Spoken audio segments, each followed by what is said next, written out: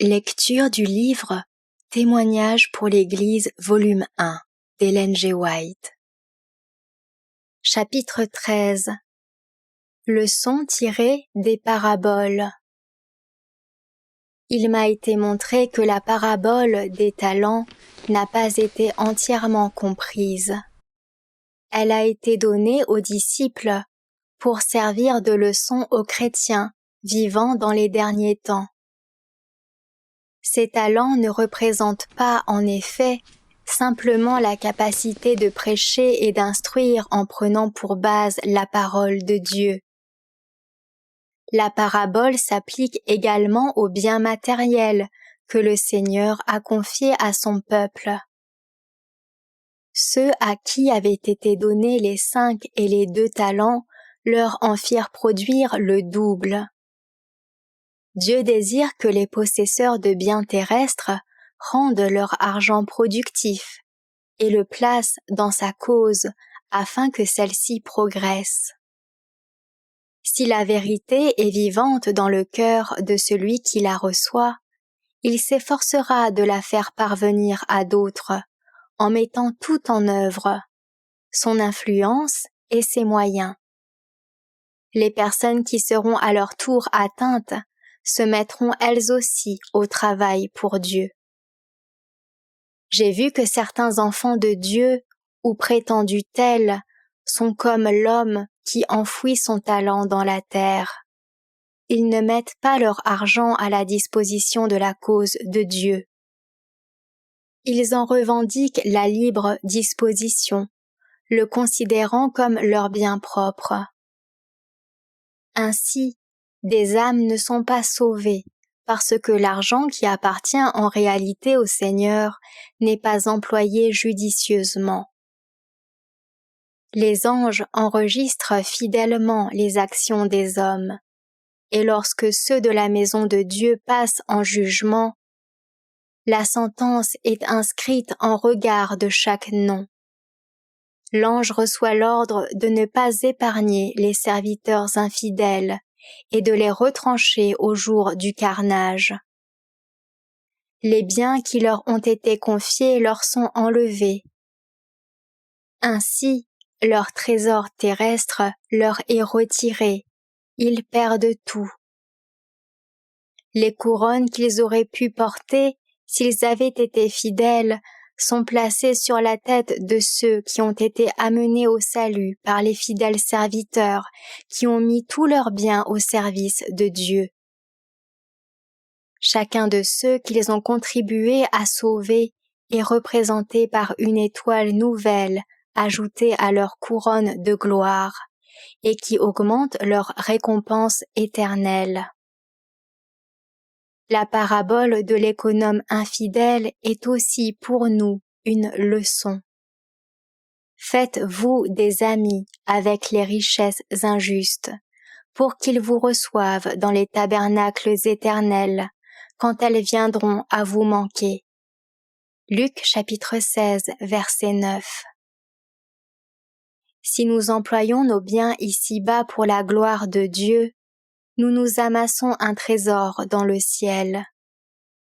Aussi, lorsque les possessions terrestres s'évanouiront, l'économe fidèle aura Jésus et les anges pour amis, et ils le recevront dans les tabernacles éternels. Responsabilité envers Dieu. Celui qui est fidèle dans les moindres choses l'est aussi dans les grandes. Verset 10. Celui qui est un fidèle économe des biens terrestres, c'est-à-dire des moindres choses, faisant un emploi judicieux de ce que Dieu lui a prêté, sera également fidèle dans sa foi. Celui qui est injuste dans les moindres choses l'est aussi dans les grandes. Celui qui soustrait à Dieu ce qu'il lui a prêté sera infidèle également sur le plan spirituel. Si donc vous n'avez pas été fidèle dans les richesses injustes, qui vous confiera les véritables? Verset 11. Si nous nous montrons infidèles en ce qui concerne les prêts que le Seigneur nous a faits ici-bas, il ne nous confiera jamais l'héritage éternel. Et si vous n'avez pas été fidèles dans ce qui est à autrui, qui vous donnera ce qui est à vous? Verset 12. Jésus nous a acquis la rédemption. Elle est à nous. Mais nous subissons l'épreuve ici-bas afin de montrer si nous sommes dignes de la vie éternelle. Dieu nous éprouve en nous confiant des biens terrestres. Si nous sommes fidèles en faisant part libéralement de ce qu'il nous a prêté pour les progrès de son œuvre, le Seigneur pourra nous confier l'héritage éternel. Vous ne pouvez servir Dieu et Mammon. Verset 13. Matthieu chapitre 6, verset 24. Si quelqu'un aime le monde, l'amour du Père n'est point en lui. 1 Jean chapitre 2, verset 15. La mollesse et la négligence avec lesquelles beaucoup de ceux qui se prétendent chrétiens conduisent leurs affaires terrestres déplaisent à Dieu. Ils semblent avoir perdu complètement de vue le fait que ce qui leur appartient est en réalité un prêt du Seigneur et qu'ils devront rendre compte de leur gestion. Certains d'entre eux laissent leurs affaires dans une confusion complète. Satan se préoccupe de tout cela et frappe à chaque occasion favorable, privant de ressources appréciables les observateurs du sabbat. Ces ressources lui sont alors acquises. Certains adventistes âgés ne se soucient pas de régler leurs affaires, si bien qu'au moment où ils s'y attendent le moins, ils tombent malades et meurent. Il se trouve alors que leurs enfants, indifférents à la vérité, entrent en possession de l'héritage qui profite ainsi à Satan. Si donc vous n'avez pas été fidèles dans les richesses injustes, qui vous confiera les véritables? Et si vous n'avez pas été fidèles dans ce qui est à autrui, qui vous donnera ce qui est à vous? Luc chapitre 16, versets 11 et 12.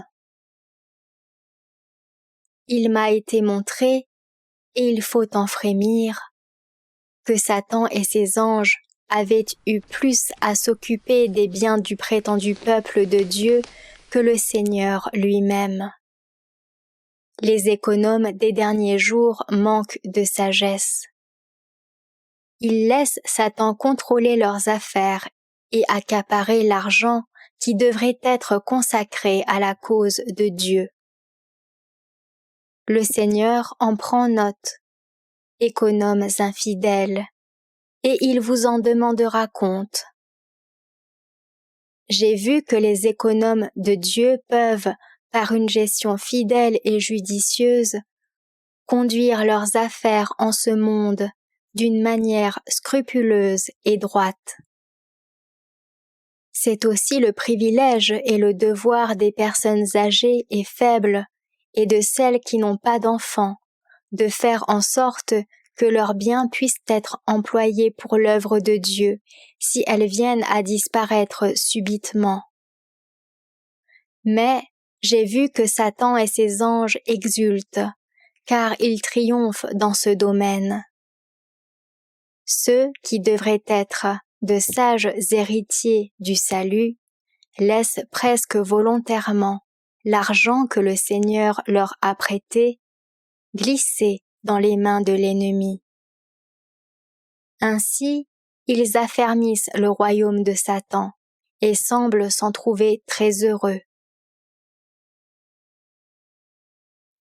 Retrouvez plus de lectures des ouvrages de l'Esprit de prophétie sur lerest.org.